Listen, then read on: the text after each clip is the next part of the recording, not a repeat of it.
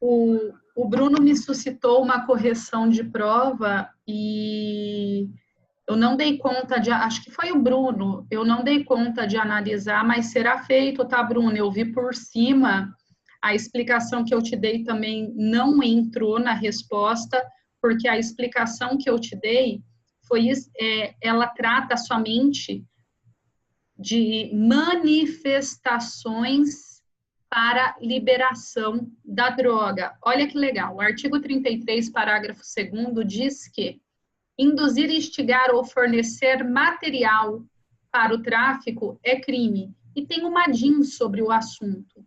A ADIM foi categórica. Ela só declarou inconstitucional aquilo que for referente, que culminar, deixa eu adicionar aqui, aquilo que for referente, que culminar no direito de manifestação, tal como aquelas passeatas para a liberação da maconha. Isto, efetivamente, não é tráfico. Por quê? Porque é o livre direito de manifestação. Artigo 33, parágrafo 2º. Porquanto, Bruno, eu olhei ontem rapidinho isso, depois que eu falei contigo, não é esta a resposta. Eu vou continuar amanhã, vou estudar o assunto e, a depender, eu vou te dar a nota sim, porque o Bruno manifestou naquela questão de utilizar local para o tráfico como 33, parágrafo 2º. Eu considero, Bruno, mas aí eu vou estudar mesmo, eu considero que a melhor resposta seria que o 33, parágrafo 1º, inciso 4º, que fala especificamente sobre local que você tem a propriedade, a posse, etc., é lei especial. E por ser lei especialíssima, predomina especificamente sobre o 32, parágrafo 2º, o qual trouxe diretrizes mais genéricas. Todavia, falo, não tenho problema nenhum em, hoje não deu tempo, mas amanhã eu quero melhor estudar o tema, sem problema algum, e qualquer coisa, terei a honra de te dar a nota, tá? Adorei a sua colocação, inclusive já te adianto que só de você ter estudado, ter trazido para mim posicionamento doutrinário, você já ganhou nota, cara. Tipo, alguma coisa você já ganhou, porque é demais fazer discussão sobre isso. Parabéns, tá, meu amigo? Eu vou revisar aqui, vou estudar com melhor rigor para te responder da maneira que você merece. Tá bom? Daí o Bruno não tá aqui, né? Eu fico 10 horas falando. É o Wellington, professor, não é o Bruno. É o Wellington? É o Wellington. Acho que foi o Wellington que viu essa daí. Tá respondido, meu amigo? Tudo certo, professora? Então tá bom. Parabéns, Will. Eu gostei bastante, tá? Agora eu vou fazer as minhas viagens doutrinárias. Amanhã eu vou ter um tempinho antes de uma audiência, eu vou ver isso com afinco, tá? Professora, eu vi sobre a questão 14. Até argumentei com você sobre a 14, mas daí você vê lá certinho. Quem que tá falando agora? É o Bruno.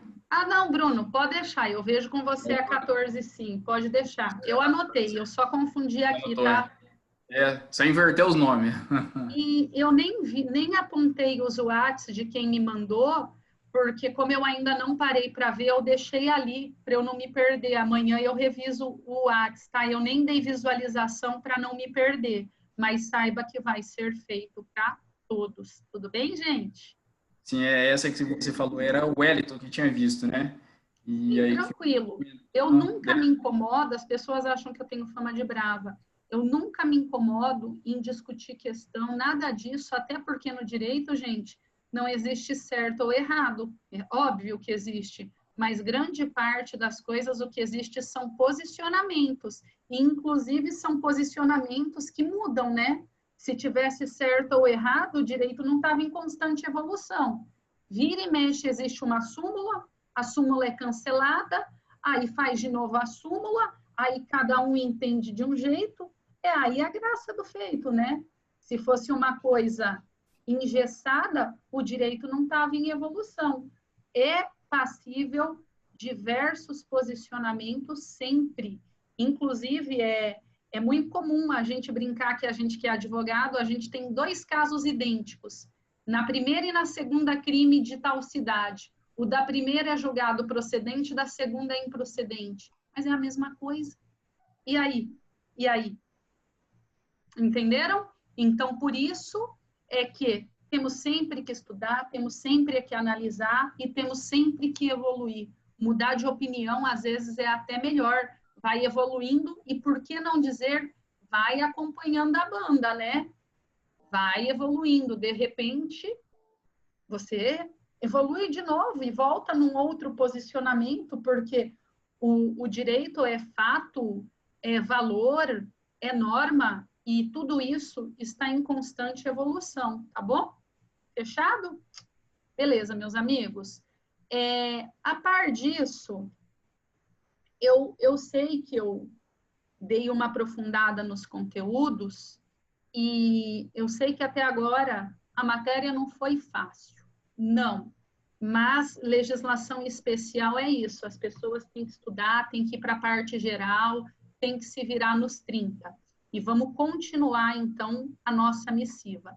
Hoje, eu quero começar com vocês a falar de uma lei que há 2 anos atrás estava na moda, né? Estatuto do Desarmamento. Por que essa lei estava na moda 2 anos atrás? Alguém sabe me dizer? Ninguém? Wellington? Bru? Conversa comigo. Por causa da eleição para presidente, professor? Garotão, não sei quem falou, mas é isso mesmo. Exatamente. A eleição para presidente foi um dos temas suscitados pelo Jair Bolsonaro, que ele queria armar a população. Gente, e vocês viram como passou? E ninguém mais fala disso? E a pergunta é, olhem o nome da lei, Estatuto do Desarmamento. Vejam, olhem, desde já eu vou adiantar. Olha que legal. Quando veio esta lei, ela veio com esse nome em iuris, esse nome legal, Estatuto do Desarmamento. A vontade da lei foi desarmar. Antes existia a lei de armas. Olhem a diferença. A lei de armas, só que regulamentava as armas. E agora, quando se mudou a lei, mudou até mesmo o nome, porque a intenção era desarmar. E vejam, Bolsonaro disse que iria possibilitar o armamento da população, mas o Estatuto do Desarmamento continua vigente e foi um pouquinho alterado, um pouquinho, e ninguém mais fala disso, tudo bem? Então, vamos lá. Antes da gente começar a falar dos crimes dispostos no Estatuto do Desarmamento, eu quero conversar com vocês, tal como eu fiz na Lei de Drogas. Esta legislação, ela é dividida em 2 partes. A primeira parte é meramente, olhem, administrativa. Do artigo 1º ao 11, do artigo 1º até o 11, nós temos uma fase meramente administrativa, certo? Vamos lá. Esta fase administrativa, ela dispõe sobre o gerenciamento das armas. Ela dispõe sobre SINARME. O que é o SINARME? Sistema Nacional de Armas. O SINARME, Sistema Nacional de Armas, é instituído pelo MJ, Ministério da Justiça. Ele fica no âmbito da PF e tem circunscrição em todo o território nacional. Mas vejam, ele não é subordinado à PF, tá? não tem subordinação à PF. O SINARME compete identificar as características e propriedades de armas mediante cadastro. As armas devem ser cadastradas e peculiarizadas, cadastrar as armas produzidas, importadas e vendidas no país, cadastrar as autorizações de porte e as renovações, cadastrar as transferências de propriedade, extravio, furto, roubos, dentre outros. Aliás, o fechamento de empresas de segurança e de transporte de valores as quais tem autorização para a arma, identificar as modificações que alterem as armas, integrar no cadastro acervos policiais já existentes, cadastrar as apreensões de armas de fogo, cadastrar armeiros em atividades no país, registrar produtos atacadistas, varejistas, cadastrar a identificação do plano de arma, as impressões de raiamento e microestriamento de projétil disparado, informar as secretarias públicas dos estados e dos distritos, do Distrito Federal, registros e autorizações de porte de arma nos territórios, bem como manter o atualizado consulta para cadastro. Gente, vamos lá. Detalhe, disposições deste artigo não alcançam as armas das Forças Armadas e auxiliares que contam com registros próprios. Ou seja, o SINARME mexe com armas dos civis. É um cadastro geral, um órgão, olhem, que tem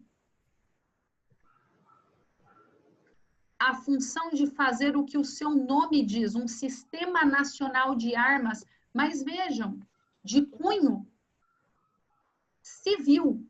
Por quê? Porque o que for das Forças Armadas, quem são as Forças Armadas mesmo? Aeronáutica, Exército e Marinha e auxiliares têm registro próprio. Tem registro próprio. Certo? Vejam, o SINARME é instituído pelo Ministério da Justiça, sendo que ele ocupa a posição ali junto com a PF e a PRF. Mas eu falo, o SINARME é independente da PF, certo? Ele só é subordinado ao Ministério da Justiça, certo? Temos o Ministério da Justiça. E aí nós temos a PF, o SINARME, a PRF e o DEPEN, todos subordinados ao Ministério da Justiça, mas entre eles não há subordinação. O SINARME, gente, e aí é importante vocês saberem, ele autoriza a posse e o porte de uso permitido, tudo bem? Ele autoriza a posse e o porte da arma de uso permitido, ou seja, aquela que é permitida à população geral, tanto na posse quanto no porte. Todavia, quem expede a posse e o porte é a própria PF. Então, vejam, lado a lado, o SINARME autoriza, mas quem faz a expedição do documento é a PF. E aí, gente, vejam, é obrigatório o registro da arma no órgão competente. Toda arma tem que ser registrada. Se for uma arma civil, SINARME. Se for uma arma militar, no comando do Exército. No comando do Exército. Tudo bem? Tudo bem? Então, toda arma é registrada. Aonde? No SINARME. Eu quero uma arma. Quem me autoriza? O SINARME. Mas quem expede a posse ou porte? A PF. Ô, professora, mas isso cai em prova? Quer saber? Cai em prova para a PF. Isto cai em prova para a Polícia Federal. Por quê? Porque o policial federal, eles pedem a posse e o porte, e ao seu âmbito ali tem o SINARME. Então, estes detalhes do que eu estou falando, se você quer PF, e até mesmo PRF ali, que fica com o pezinho militar, pode cair sim. Tudo bem? Tudo bem? Até mesmo a magistratura federal, considero eu que também é importante saber, né? Mas principalmente PF. Então, vamos lá. Vocês já aprenderam hoje que existe um Sistema Nacional de Armas, denominado SINARME. Ele vai fazer o quê? Um cadastro geral, fazer a regulamentação das armas civis. E ele autoriza a posse e o porte de arma civil, arma de uso permitido. E se for das Forças Armadas ou auxiliares? Aí não, aí é o comando do Exército. Toda arma deve ser registrada ou no SINARME ou no comando do Exército, certo? E vamos lá. Terminamos aí, então, o capítulo 1 e o capítulo 2. Agora, cuidado, nós temos o registro, Vamos falar um pouquinho. No capítulo 2, nós estamos falando do registro. Quando se fala que você tem uma arma registrada, eu tenho uma arma registrada. Isto quer dizer que você tem a posse meramente, certo? Olha,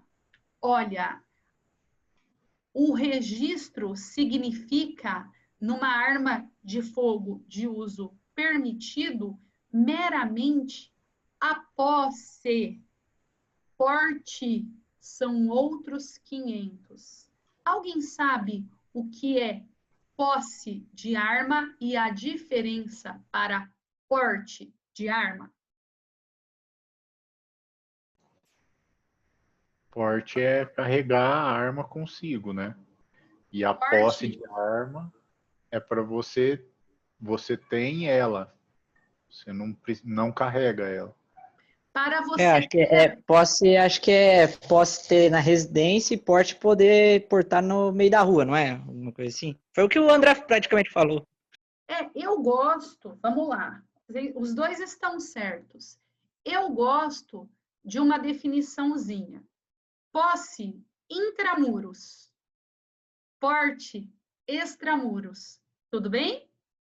Porte é para você circular. Posse é para você ter em algum lugar em que tenha autorização para tal fim. Tudo bem? Para você ter a posse, bastante que você tenha o registro ali. Então, vamos lá. O registro, vamos falar. Para adquirir a arma, deverá declarar a necessidade, é um requisito subjetivo, e atender outros requisitos: idoneidade, ocupação lícita e residência certa, aptidão técnica e psicológica, fazer o curso exigido e mostrar que tem aptidão psicológica. Aí, gente, é expedida a autorização para compra de arma, a qual vai ser registrada aonde? No SINARME. Tudo bem? E outra coisa, esta compra é lhe dada uma autorização em nome próprio e para a arma indicada, sendo intransferível esta autorização. E uma vez comprada a arma, você só tem autorização para comprar a munição naquele calibre da sua arma. E assim sucessivamente. Então, vamos lá. Você vai ver no artigo 4º os requisitos para registrar a arma tendo a sua posse. E depois, no capítulo 6, nós temos a regulamentação do porte. Vejam, a própria lei traz como distinto o que é a posse, artigo 4º e 5º, do porte, em que os requisitos estão no artigo 6º, certo? Isso aqui é bem interessante. Olhem, a título de curiosidade, a única coisa até agora no que nós vimos que o presidente mudou é aqui, ó. Eu não pus? Espera aí que eu vou mostrar para vocês. Eu vou abrir a lei e vou mostrar para vocês. A única coisa até agora que o presidente mudou foi... Só um pouquinho... Era para eu ter copiado, eu até me perdi. Ah, tá aqui. Olhem. Eita, peraí. Eu já tinha separado para vocês. Peraí. Olha que legal. Aos residentes em área rural, artigo 5º, parágrafo 5º. Aos residentes em áreas rurais, para o fim disposto no caput, que é o registro, considera-se residência ou domicílio, se for um imóvel rural, todo o imóvel rural. Antes você tinha que ficar adstrito à sede. Você não poderia circular na sua fazenda. Você não poderia circular no seu sítio com a arma. Era para posse você tê-la perto ali da sede, da residência. A única coisa que mudou até agora foi, por óbvio, que toda a área rural, você tem uma fazenda, você está andando a, sei lá, 50 quilômetros longe da sede. Óbvio que você precisa estar armado para se defender, né? Então, ele apenas estendeu isso. Tudo bem? Agora, vamos falar um pouquinho do porte. Olha, professora, oi. Mas no caso aí da posse, ele tem que informar o local, tipo assim, exato, onde que vai ficar mesmo? Tipo assim, na fazenda, sei lá, alguma coisa. Pergunta. Sim. Olha que legal a tua pergunta. Até eu deveria ter falado isso. Quando você compra uma arma, é isso que eu ia falar agora. Você tem o registro da arma e o que você pode ter é a posse, sendo identificado o local ou até mesmo eu já vi pessoas terem autorização para tê-la em 2 locais. Mas veja, se você quer mudar de um lugar para o outro e você foi pego, crime de porte ilegal de arma de fogo, para que você possa levar de um local para o outro, você tem que ter a guia de traslado da PF. Então, você tem ela, você tem a autorização. Vamos lá, melhor. Você pega a sua posse, tendo a autorização para registrá-la. Você vai ter uma guia para levar da loja até a tua casa. E aquela guia tem um dia determinado. Depois daquilo, você tem que ficar com aquela arma naquele local. Mas eu vou mudar de casa. Você tem que ir na PF pedir para mudar. E daí vão te dar uma guia de traslado.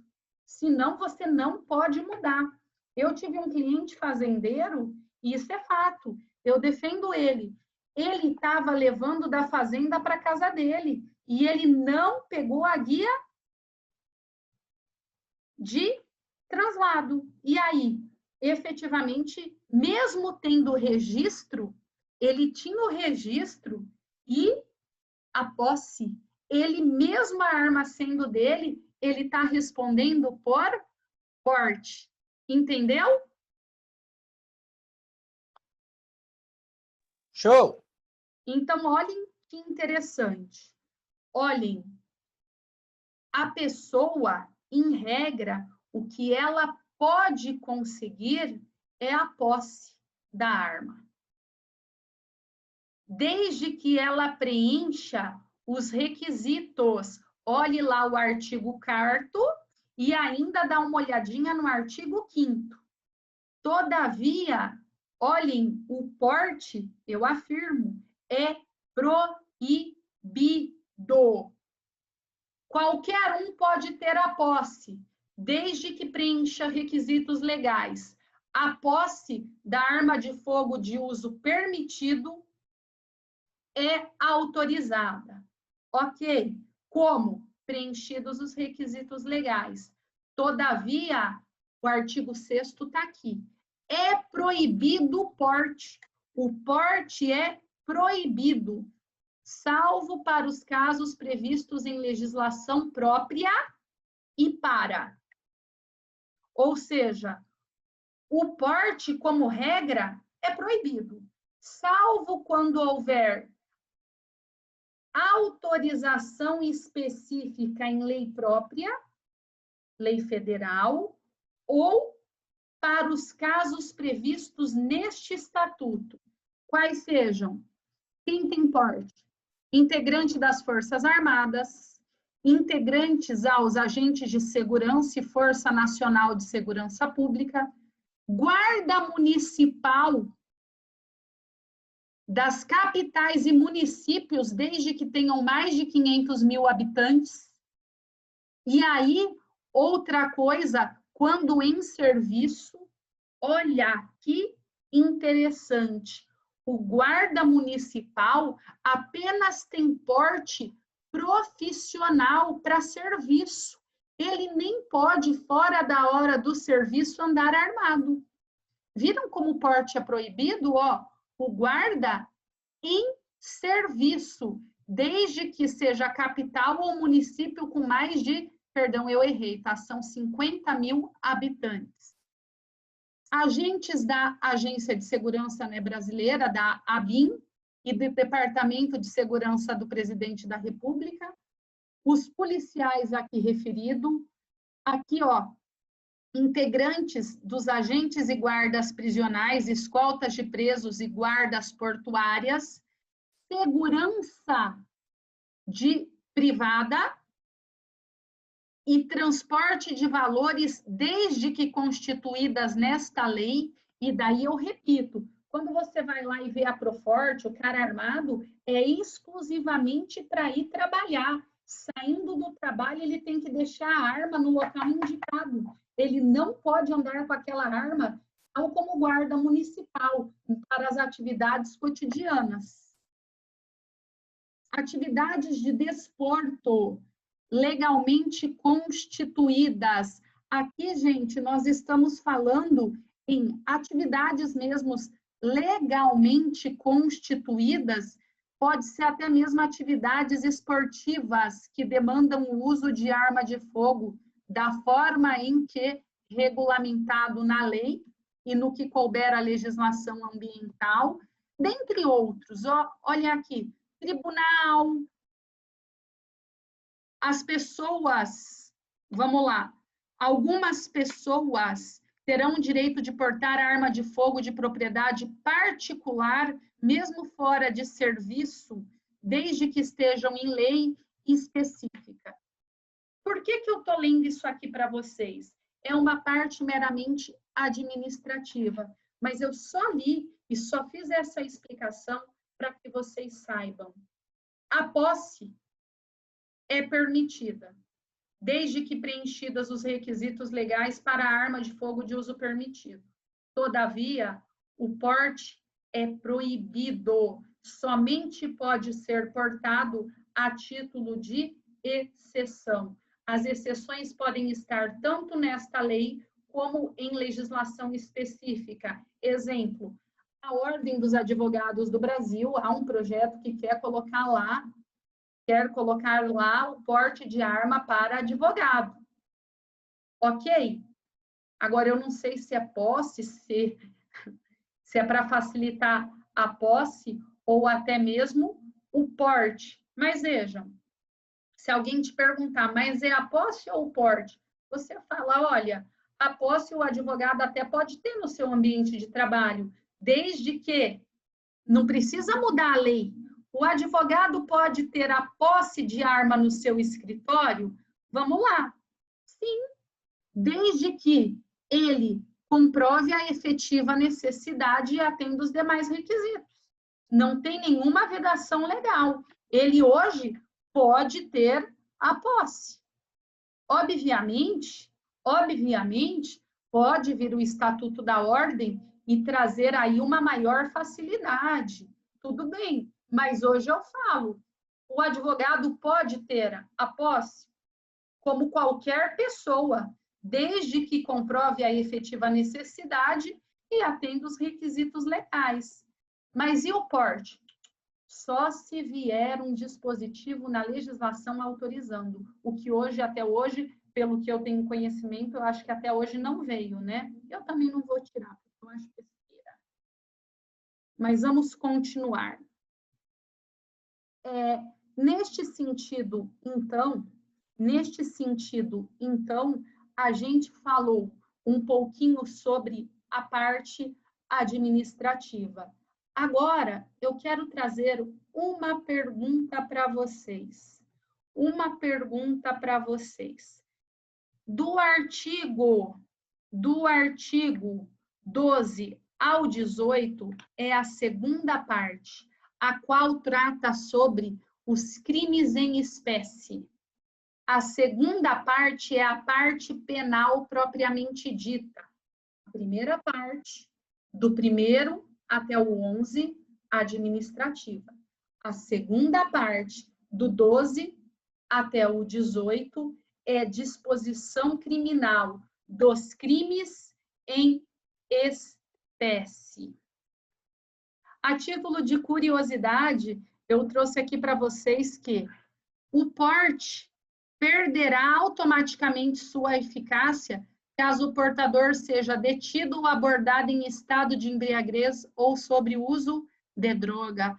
Portanto, se você tem porte, cuidado, não seja pego bêbado ou drogado. É o mínimo, né? É o mínimo. Eu vou parar a aula. Eu vou mandar o link para vocês da segunda parte. Eu vou mandar agora para o André. E aí a gente continua, tá? Aí a gente continua na parte de disposições criminais dos crimes em espécie, nessa segunda parte.